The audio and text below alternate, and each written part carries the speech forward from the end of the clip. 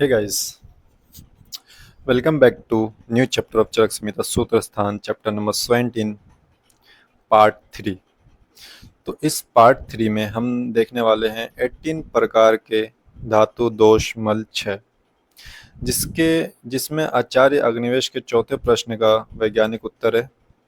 मानव शरीर को सुचारू रूप से चलाने वाले तत्वों में जब कमी आती है तो कुल 18 प्रकार के क्षय रोग जन्म लेते हैं, जिनका वर्गीकरण नियम अनुसार है। देखो कैसे कैसे 18 प्रकार के क्षय होते हैं। त्रिदोष क्षय यानी कि शारीरिक दोष वात क्षय, पित्त क्षय, कफ क्षय, तीन इसके हो जाएंगे। और क्षय की बात हो रही तो त्रिदोष वृद्धि वृद्धि तो होगी नहीं, खाली क्षय क्षय की बात करने वाले हैं। फिर सप्त धातु का क्षय होगा, सप्त मतलब सात, तो सात भेद ऐसे हो जाएंगे। तीन दोषों का क्षय, सात तीन 10 हो गए। और सप्तमल कौन कौन से होते हैं? मूत्र पुरुष तो हो गए। अब देखो सारे जो पांच जो इन सेंस ऑर्गन्स है, आंखों का मल, नाक का मल, कान का मल, मुख का मल और चमड़े का मल, स्किन का क्या हो जाएगा? स्किन से स्वेद निकलता है। और हो गया पांच, टोटल पांच और दो ये मूत्र पुरुष, टोटल सात हो गए। और ओज छः तो अकेला ही होगा एक। टोटल इस तरह से टोटल कितना हो गए? सात तीन 10, सात 17, एक 18, तो टोटल 18 क्षय हो गए अपने। अब ये सारे क्षय के बारे में एक एक करके स्टडी करने वाले हैं। पहले हम करने वाले हैं रस, रक्त एवं मांस, यानी कि अब सप्त धातु क्षय के बारे में स्टडी करने वाले हैं। सप्त धातु में सबसे पहला आता है रस धातु क्षय। रस धातु क्षय होगा तो क्या होगा? घट्टते सहते शब्दम न उच्च द्रवति शूल्यते हृदयम तामयति स्वल्प चेष्टस्य अपि रक्षशय। मतलब कि स्वल्प चेष्टस्य अपि मतलब होता है थोड़ी सी मेहनत करने पर भी क्या होता है? तामयति मतलब कि करने पर भी ऐसा लगना कि जैसे हृदय हिल रहा हो। घट्टते, घट्टते मतलब हृदय हिल रहा हो। रोगी ऊंचे शोर यानी कि शोर या आवाजों को बिल्कुल सहन नहीं कर पाता। असहते शब्दम होगा, ठीक है। रोगी बिल्कुल भी ऊंचे आवाज को सहन नहीं कर पाता। फिर छाती में सुई चुभने जैसा खिंचाव व दर्द, ठीक है। शूलियते जो दिख रहेगा, छाती में सुई चुभने जैसा खिंचाव या दर्द होगा। और भयंकर घबराहट और थकावट होना, ठीक है। ये सारी किसकी है? लक्षण है, रस के लक्षण है, ठीक है। एक सेकंड,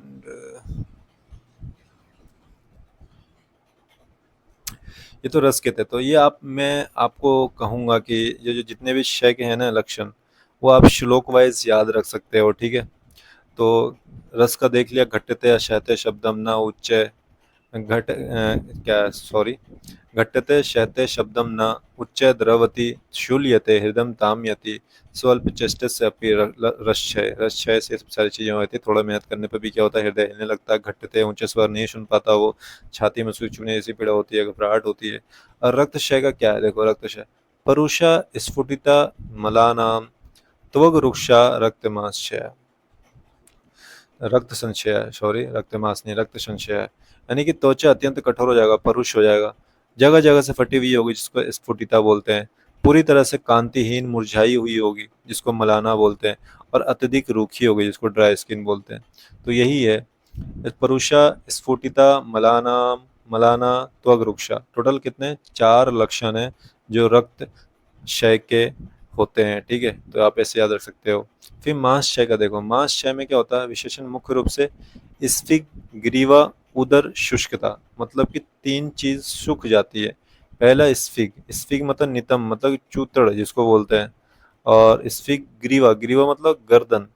और उदर मतलब पेट। ये तीन चीज की जो मांसपेशियों में भारी सूखापन और मांस का पूरी तरह गायब हो जाना, यानी शुष्कता यानी सूख जाना, ये होता मांसक्षय का लक्षण, ठीक है।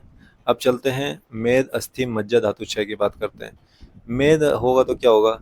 संधि नाम स्फुटनम, गिलानी अक्षनो आयास एव च लक्षणम मेदसी शीने तनुत्वम च उदरस्य च। मतलब कि मेद क्षय से होता है शरीर के जोड़ों को हिलाने पर कटकट की आवाज आना, जिसको संधि नाम स्फुटनम बोलते हैं, ठीक है। और फिर आंखों में हमेशा थकावट और ग्लानि रहना, वही ग्लानि अक्षनो आयास जो लिखा दूसरा सिम्टम्स था, वही है। फिर शरीर में बहुत जल्दी कमजोरी आना, ठीक है, तथा पेट का अत्यधिक पतला या अंदर पिचक जाना, तनुत्वम उदरस्य, जो यहाँ पे था ये वाली श्लोक, तनुत्वम उदरस्य, पेट का पतला या अंदर पिचक जाना, ये सारे किसके लक्षण थे? मेद के लक्षण थे, मेद क्षय के। अस्थि क्षय में देखें तो केश, लोम, नख, श्मश्रु, द्विज प्रपतन, शरम, गेयम, अस्थि क्षय, लिंगम, संधि शैथिल्यम एवं। मतलब कि केश, लोम, नख, श्मश्रु का और द्विज, द्विज मतलब दांत का गिर जाना, ये अस्थि क्षय के लक्षण है। शरीर के बाल, केश, लोम, नख, श्मश्रु दाढ़ी मूंछ, और द्विज मतलब दांतों का स्वयं टूटकर गिर जाना। प्रपतन मतलब गिर जाना, श्रम मतलब उठने बैठने में भयंकर श्रम लगना, थक जाना। और क्या है? संधि शैथिल्यम, यानी कि संधियों का, जोड़ों का ढीला पड़ जाना।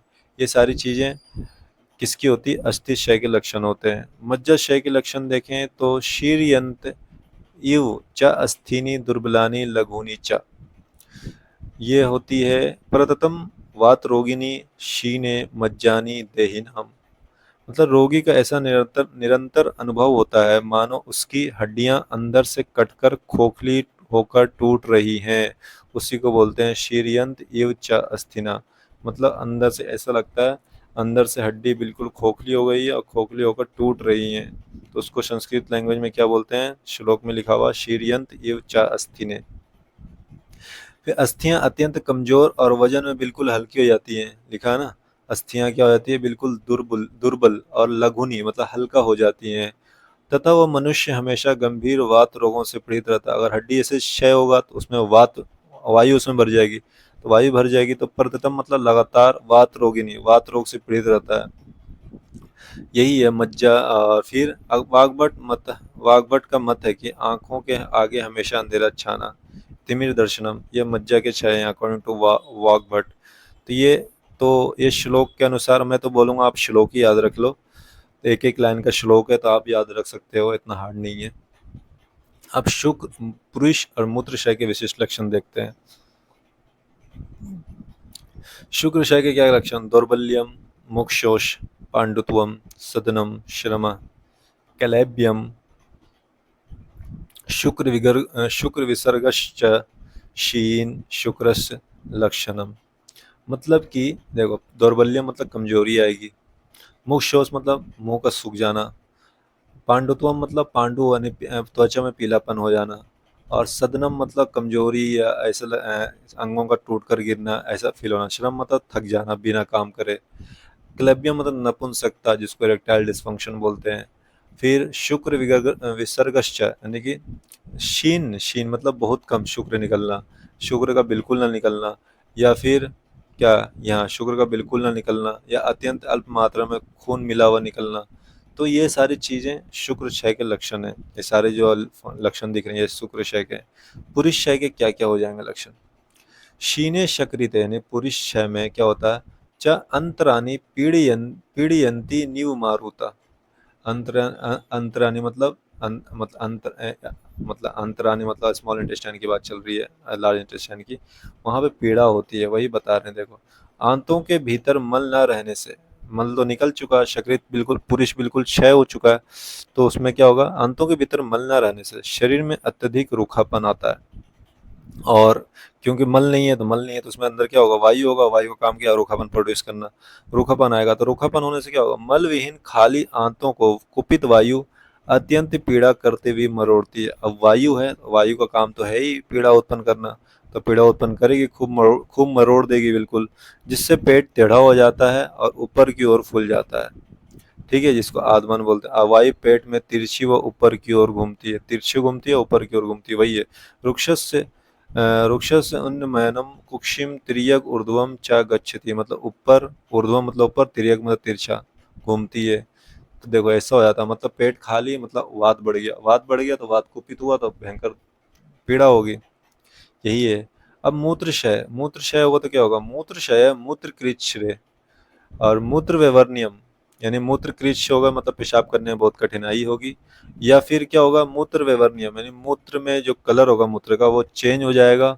पिपासा, बहुत प्यास लगेगी, क्योंकि अगर शरीर में पानी देखो, मूत्र क्षय कब होगा? जब शरीर में पानी नहीं होगी, वो शरीर में डिहाइड्रेट जब हो जाएगा इंसान, तो ना ही मूत्र आएगा, यानी कि मूत्र का क्षय होगा। और जब इंसान के बॉडी में पानी नहीं है तो पिपासा, प्यास तो लगेगी ना, प्यास लगेगी, मुख भी सूख जाएगा, इससे सारी चीजें हो जाएंगी एक पानी की कमी की वजह से जो होता है। वही इसमें समझा रखा, पेशाब के अत्यंत कष्ट से बूंद बूंद करके आता है, जिसको मूत्र कृषि बोलते हैं। मूत्र का प्राकृतिक रंग पूरी तरह बदल जाता है। शरीर में पानी की कमी होने से रोग अत्यधिक बार बार प्यास लगती है। उसका मुंह और होंठ हमेशा सूखा रहता है। और सुश्रुत ने बताया है कि बस्ती प्रदेश में सुई चुभने जैसा दर्द होता है। तो ये मूत्र क्षय के लक्षण थे। आई होप आपको समझ में आ गया होगा। तो चलते हैं, आगे बढ़ते हैं। अब देखो, मल क्षय के लक्षण, मूत्र और पुरुष का दोनों का देख लिया। अब मल, किसके मल की बात हो रही है? इंद्रियानी की, इंद्रियों के मल की बात हो रही है, यानी कि इंद्रिय अंगों की, आंख नाक कान की। नाक कान आंख मुख और त्वचा, 5 हो गए। नाक आंख नाक मुख और त्वचा। त्वचा के रोम छिद्रों के मलों में जब अत्यधिक कमी आती है, यानी कि इनके मलों में जब कमी आती है, तो वे संपूर्ण मल मार्ग क्या होते हैं? एकदम, जिसको मला यानी मला या नानी बोलते हैं।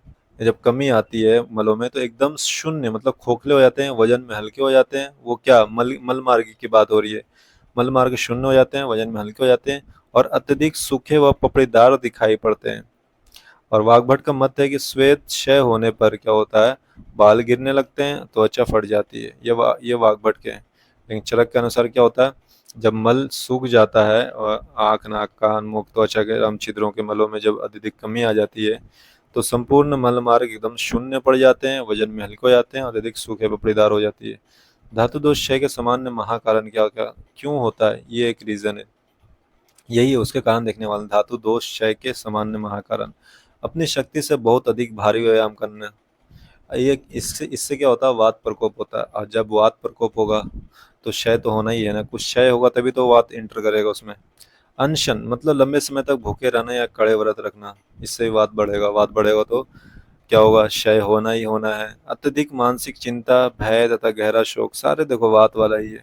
अत्यंत रूखा कम, हमेशा नाप तोल कर प्रमित खाना, तेज हवा या कड़क धूप में बैठना, रात में जागना, मलाशय से कफ रक्त वीर्य मलों का अति मात्रा में बाहर निकल जाना तथा काल विपर्यय होगा शायद। देखो हाँ, अब श्लोक देख लेते हैं। मला या नानी यानी मल मार्ग, चान यानी शून्य यानी शून्य पड़ जाता है, लघुनी लघु हो जाता है यानी हल्का हो जाता है, विशुष्कानी सूख जाता है। चा लक्षण, ये लक्षण है। यथा स्वयं मल संचय, मल जब क्षय हो जाता है तो वह, अब इसके निदान बता रहे हैं क्यों ये सारी चीजें क्यों होती है, क्यों क्षय होता है।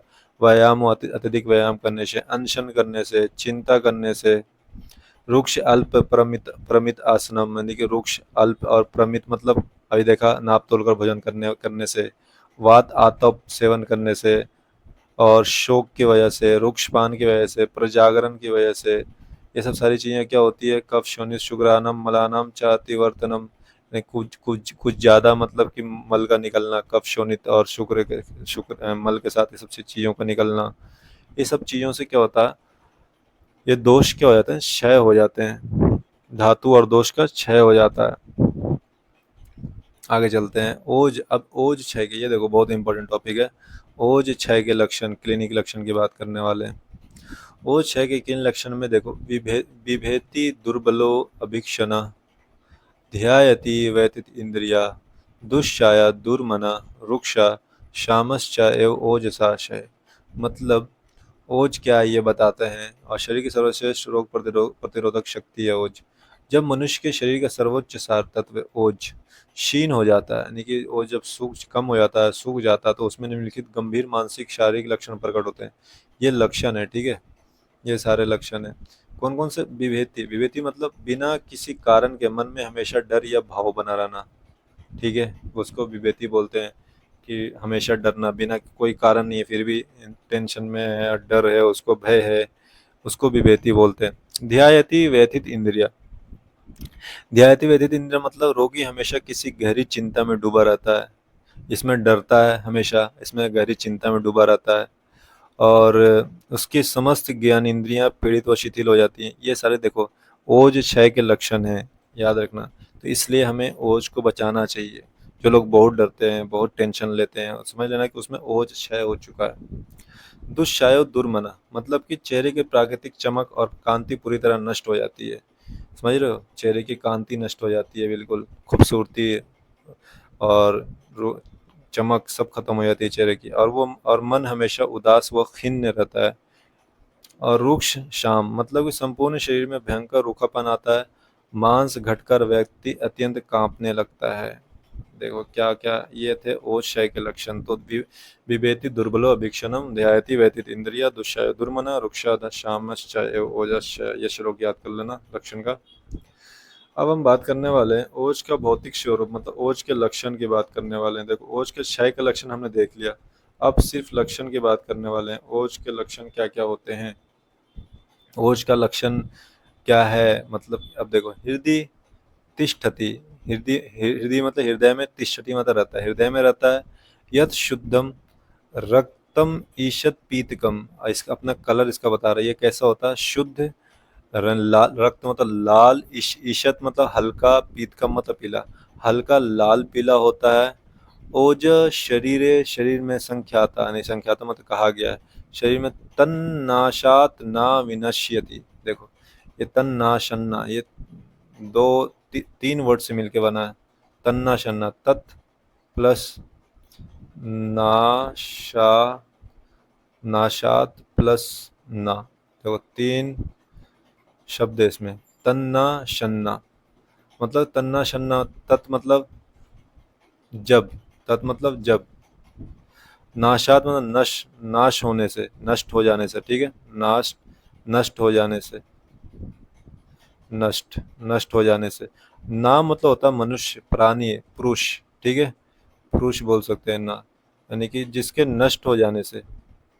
तत्नाशात ना, जिसके नष्ट हो जाने से क्या हो जाता है? प्राणी, प्राण, पुरुष क्या हो जाता है? विनिश्यति, वो नष्ट हो जाते हैं।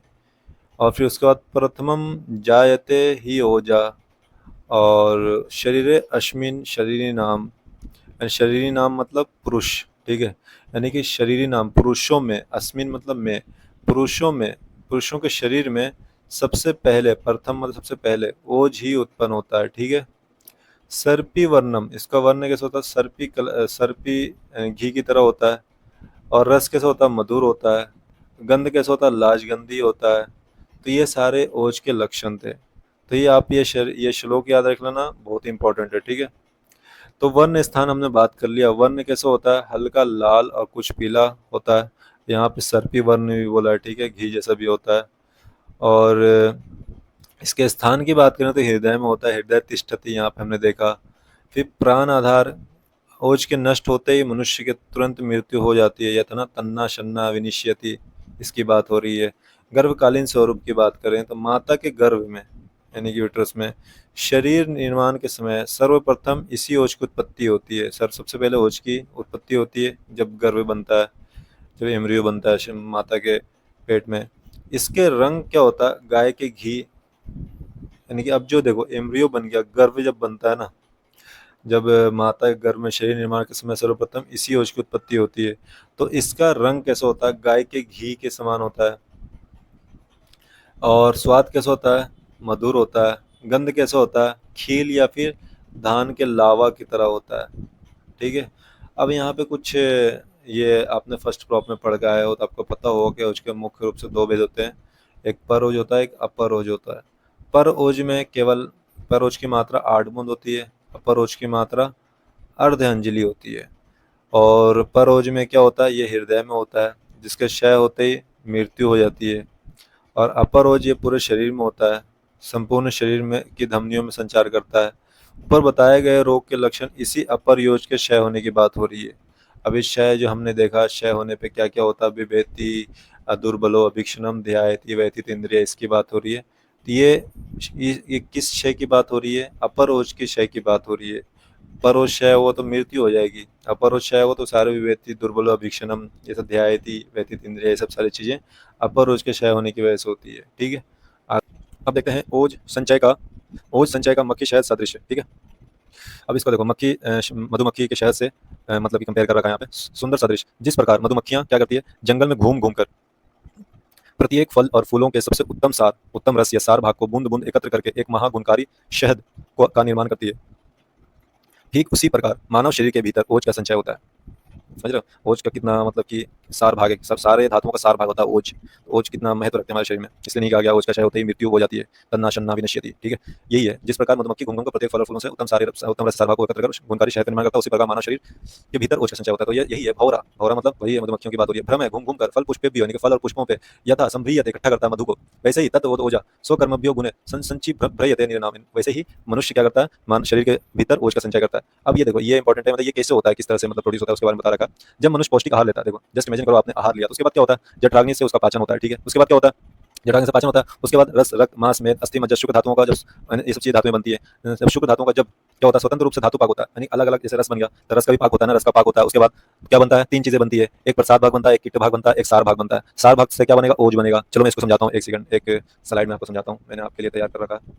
देखो ये तैयार, ये है, दिख रहा आपको, ये इसकी बात कर रहा था। देखो धातु है ये, ठीक है, धातु रस रक्त मांस में अस्थि मज्जा शुक्र, शुक्र से कुछ नहीं बनता, ना कीट बनता, ना प्रसाद भाग बनता, ना सार भाग बनता। सबसे पहले देखो हम क्या करते हैं, एक सेकंड,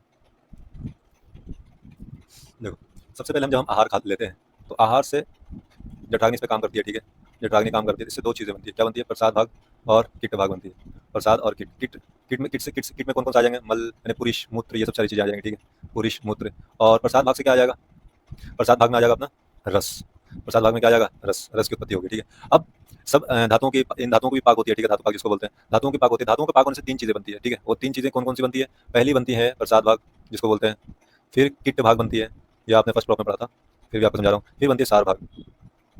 देखो रस का कीट आपको पता कब होता है, रक्त का कीट क्या होता है, पित्त होता है, और मांस का छिद्रों का मल, जैसे आग नाक कान का मल, मेद का स्वेद होता है, अस्थि का, एक सेकंड कलर में चेंज कर लो थोड़ा, अस्थि का क्या होता है, अस्थि का केश लोम नख ये सब मल होते हैं, मज्जा का नेत्र एवं त्वचा में स्निग्धता, और शुक्र का मल नहीं होता है। ठीक है, नहीं इसका प्रसाद भाग होता है। प्रसाद भाग मतलब रस से क्या बनता है, रक्त बनता है, रक्त से क्या बनता है, मांस बनता है। इस तरह से मांस से मेद, मेद से अस्थि, अस्थि से मज्जा, मज्जा से शुक्र बनता है। ठीक है, शुक्र से कुछ नहीं बनता। अब सार भाग देखो, रस का सार भाग क्या, ओज है। इस तरह से रक्त का सार भाग ओज है, सबका सार भाग ओज है, ओज ओज ओज, शुक्र का सार भाग नहीं होता। ठीक है, तो इस तरह से सारे धातुओं का सार भाग से क्या बनता है, ओज बनता है।